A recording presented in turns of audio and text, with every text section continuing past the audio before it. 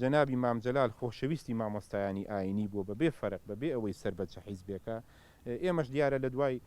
کۆنگرە بڕیارماندا کە لەم وەختەی کە ئێستا هەیە دیارەکە وەزعی خەڵک زۆر ناخۆشە لە هەموو ڕوویەکەوە نەخۆشی هەیە لەباری دارایی دەبێ ئەمە بگەڕینەوە بۆ ئەو ڕاوێژانەی کە مامۆستایانی ئاینی پێمان دەکەن بۆیە کۆمەڵێک پرۆژەیان پێبوو بۆ سنووری ڕاپەڕین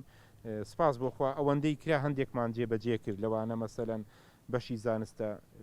ئیسلامیەکان بکەینەوە لە زانکۆی ڕاپەڕین پەیوەندیمان کرد بۆ وەزیری خوێندنی باڵاوە بە سپاسەوە لە خزمەت بوو ئەو مامۆستایانەی کە ئیحتیمامیان بە خوێندن داوە دکتۆرایان تەواو کردو تعدیلی شەهادەکانیان بۆ بکەین بە هەمان شێوە لەگەڵ سەرۆکی پەرلەمان تەنسیقێکمان بۆ کردن کە ئیداری ڕاپەڕین